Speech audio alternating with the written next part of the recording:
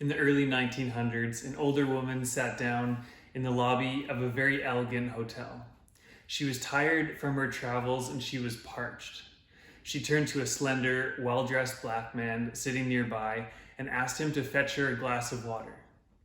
The man immediately went to the front desk, brought her a glass of water, and then asked, "Ma'am, is there anything else I can get for you?" The woman said there wasn't, and the man walked off. What this lady didn't know was that this particular black man was at the time the most famous black man in the world.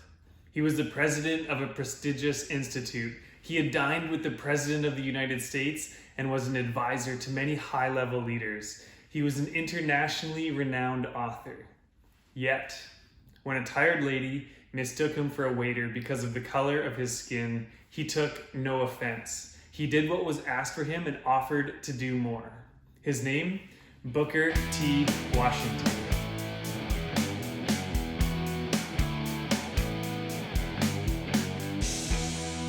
His mission? To help Black America gain favor and standing by education, character, patience, humility, and godliness. Now, a common portrayal of manliness often revolves around men who exude some level of cockiness, or a rebel who blazes his own path and stands confidently ready to take on the world, a lone wolf, a self-made man.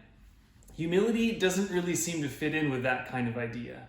Humility often conjures up images of weakness, submissiveness, and fear. But that's a false idea of humility. Real humility is a sign of strength, authentic confidence, and courage. It's the mark of a true man. Booker T was born a slave, and he grew up through the horrors of a civil war. Yet he was fortunate to be free and to be educated. And what he gleaned in school was this. He believed character, cleanliness, industriousness, skill, godliness, and patience would mean advancement for Black America. Ultimately, he believed that humility won the favor of God and caused a man to live simply and genuinely, rather than merely trying to impress others or even to get handouts from them. This belief freed him from vanity, so he could know himself and the world as it actually was, rather than what he wanted it to be or wished it to be. This belief allowed his act of radical humility and service to a tired lady in a hotel lobby without scoffing, complaining, or whining. Romans 12 verse 3 says this, "For by the grace given me, I say to every one of you, do not think of yourself more highly than you ought, but rather think of yourself with sober judgment, in accordance with the faith God has distributed to each of you." This is difficult.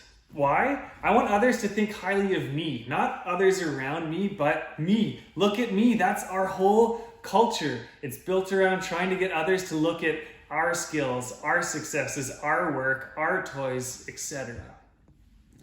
But that's not humility. And that's going to make it hard to find true friends. And that's not what Jesus was about. The Christian life is meant to point to how amazing God is and how much we need God and one another for our own flourishing. Like any manly virtue, we can't just agree with it or feel like having the virtue. First, we need to begin to actually act with humility. When chances come, we'll need to act and choose to be humble.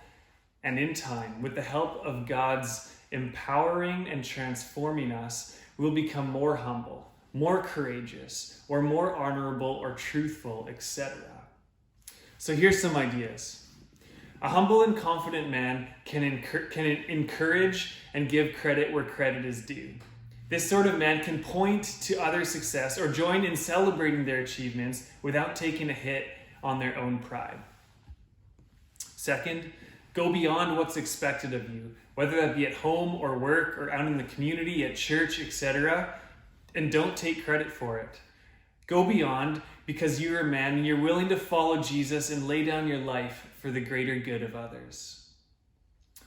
Now, laying down our pride can be difficult, but if we're secure in our God-given identity, then we don't need to promote ourselves. So if you are insecure in who you are, spend some time. Look at who Jesus says you are. Finally, speak life over other men. We need to encourage and build one another up. So go out of your way to tell others the good that you see in them. So now go and walk humbly with our God.